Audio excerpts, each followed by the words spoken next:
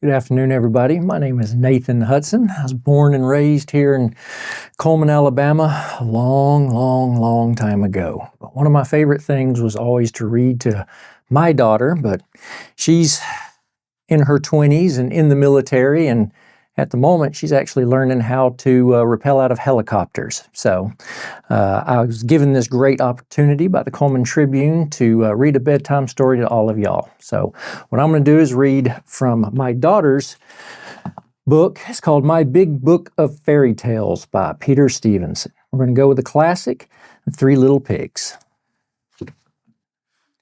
Once upon a time, there lived a mother pig who had 3 children. First, they were a happy family, but every day the 3 little pigs grew bigger and noisier. The first little pig beat a drum all day long.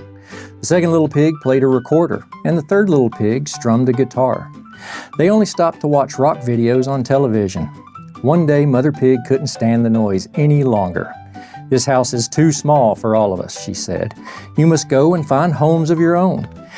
Then you can make as much noise as you like." So the 3 little pigs kissed their mother goodbye and set off into the world.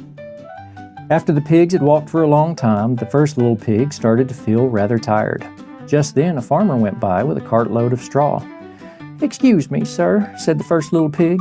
"That straw looks light enough and soft enough for me to build myself a home.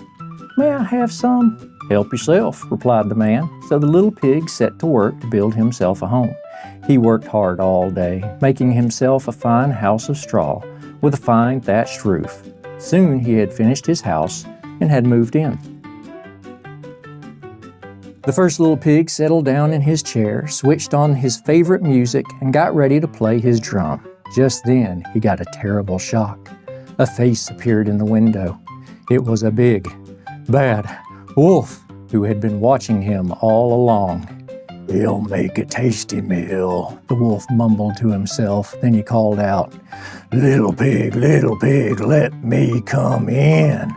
No, squealed the first little pig. "Not by the hairs on my chinny chin. I will not let you in." Then said the big bad wolf, "I'll huff, and I'll puff, and I'll blow your house down." And sure enough, the wolf gave a little huff, and he gave a little puff, and he blew the house of straw right down. The little pig and all his belongings were tossed high in the air before landing with a thump on the ground. "Now I'll have you for dinner, little pig," cried the wolf.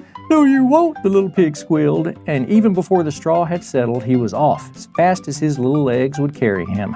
He, the big bad wolf chuckled to himself and gnashed his teeth with glee. "I think I smell bacon. Delicious." Meanwhile, the second little pig had come across a woodcutter chopping wood in the forest. "Excuse me, sir," said the second pig. "That wood looks light enough, smooth enough for me to build myself a house. Will you be so kind as to give me some?" "Certainly," said the man. So the second pig set to work to make himself a home. He worked hard, and soon he had built a fine wooden house with a fine wooden roof. He found that he even had enough wood left over to make himself a comfortable bed and a chair too. Just as he had finished his house, his little brother came running up, all out of breath. "Beware the big bad wolf," the first little pig cried. The 2 little pigs were very frightened. Soon the wolf came along and shouted, little pigs, let me come in." No, cried the trembling pigs. "Not by the hair on our chinny chins. We will not let you in." "We'll see about that," growled the big bad wolf. "I'll huff, and I'll puff, and I'll blow your house down." And the wolf gave a little huff, and he gave a little puff, and he did blow that house down. The 2 little pigs and their belongings were tossed high in the air before landing on the ground with a crash. "Quick, let's get out of here before the wolf has us both for dinner," squealed the 2 little pigs, and they ran away as fast as their short little legs could carry them. The mean old wolf laughed to himself. Then he skipped after the pigs, whistling a happy tune. "Bacon, sausages, and ham. I'm ready for dinner," he decided, sang the wolf. In the meantime, the third little pig had met a builder with a wheelbarrow full of bricks. "Please, sir," said the third pig politely, "those bricks look strong enough and smooth enough for me to build myself a house. Would you be so kind as to let me have some?" "Of course," said the man. The third little pig worked hard all day making his home. He built himself a fine, strong house of bricks with a fine fireplace, fine chimney, and a strong tiled roof. He worked so fast that he had finished his house long before sunset, and even had time to bake a batch of cupcakes. Just then along came his two little brothers. "Beware the big bad wolf," they cried. "I'm not scared of him," replied the third little pig. The third pig calmly invited his frightened little brothers inside. They sat down to glasses of milk and a big plate of iced cupcakes. Just as the third little pig took a bite, the hungry wolf looked through the window. Little pigs, let me come in," he yelled. But the third pig shouted, "Go away, you silly old wolf." His brothers looked at him amazed. "Whatever shall we do now?" they gasped. The wolf's stomach was rumbling, and he was very hungry. He was getting very angry, too. He gave a little huff, and he gave a little puff, but he could not blow this house down. And he gave a bigger huff, and he gave a bigger puff, but still he could not blow the house down. "Ha ha ha," the pigs laughed. They watched through the window as the wolf's cheeks turned redder and redder. Now he was very hungry and very angry indeed. The big bad wolf grew angrier and angrier. He was determined to eat the little pigs one way or another. "Fat pork chops with dumplings too. I'm going to get my paws on you," chanted the wolf. Then he saw the big wide chimney on top of the little brick house, and he had an idea. He started to climb up the strong brick wall of the third little pig's house.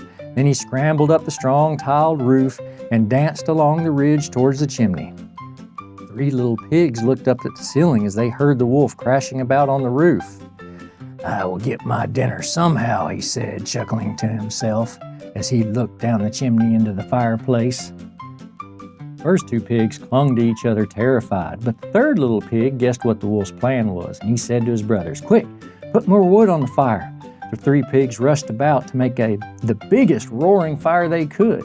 They put all the wood that was left over from making the windows and doors of the third little pig's house, but the fire wasn't hot enough. So the first little pig threw his drum onto the fire. The second little pig threw his recorder onto the fire. Then the third little pig threw his guitar on the fire. At last, the fire was roaring hot. "It's dinner time, come and get us," they called up the chimney gleefully to the big bad wolf. The wolf heard the three little pigs calling. "You're right, it is dinner time," he shouted.